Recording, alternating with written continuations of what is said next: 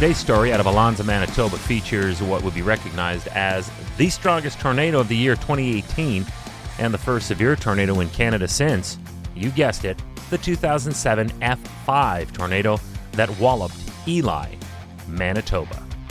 Hi, I'm Chris May, writer, producer, and host of This Day in Weather History, now in its second year from the Weather Network in Canada. On August 3rd of 2018, Alonsa was struck by an EF-4 tornado that tossed vehicles and trailers and actually ripped a home clear from its foundation.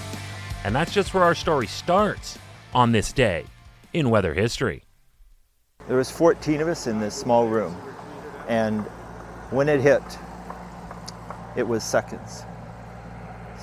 There was timbers cracking, the house lifted, and it just moved slowly, and then it was gone. It absolutely disappeared.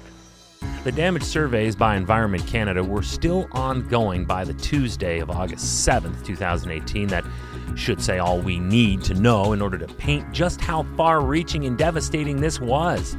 The tornado tore through the communities of Alonsa, Silver Ridge, and Margaret Bruce Beach. When the crew at EC had painstakingly revised and confirmed their final rating of this deadly tornado as an EF-4, it meant that it was also the strongest tornado confirmed for the year 2018 in all of North America.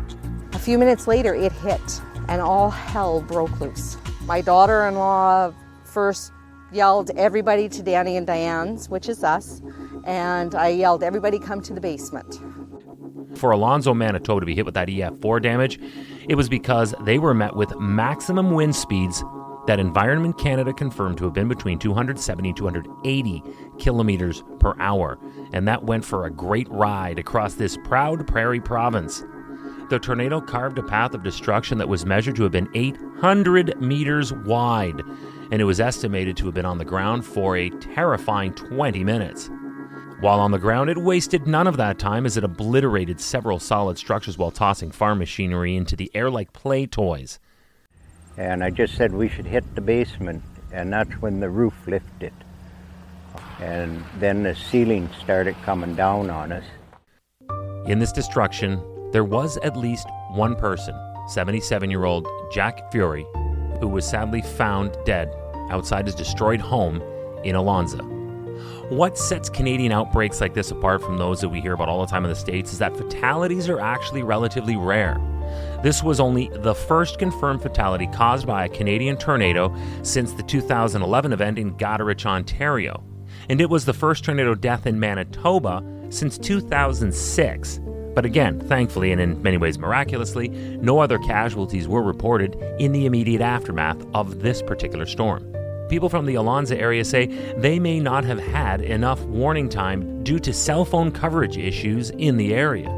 All of a sudden, about 4 or 5 fingers started to come down out of the cloud, and that's when I realized that there's a tornado coming.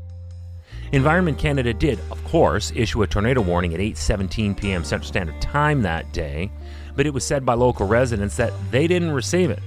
An official with the community of Alonsa said that although she saw the warning on her television, she did not receive anything on her mobile phone. But here's the thing. She received nothing on her cell phone until she moved far enough away to get cell phone coverage. And there it is. The warnings were there, but the remote infrastructure was not. That is a huge problem. Based on a total survey of the damage, Environment Canada said a small farmhouse was destroyed where 77-year-old Jack Fury lived. Another home was partially destroyed. That injured an elderly couple. 2 cabins were destroyed, one on the shore of Lake Manitoba, the other just to the west. And several trailers, tractors, and vehicles were destroyed and are still sitting at the bottom of Lake Manitoba. Now, they have tried with advanced amphibious machinery twice to clean up what debris it could along the beach area, but the larger items, like the tractors, remain immersed in water, unable to be retrieved. Yes, despite heroic efforts by the local community and volunteers from outside to help with cleanup, there is still more to be done to this day.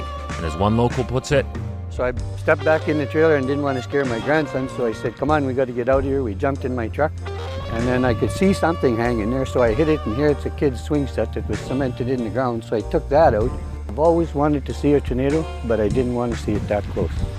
This day in weather history. Tomorrow is August 4th. 2 months' worth of rain fell on the Ontario suburb city of Burlington as thunderstorms swept through much of southern Ontario, flooding homes and costing insurance companies millions of dollars. We'll tell you why it was as localized and as costly as it was tomorrow on This Day in Weather History with me, your host, Chris May.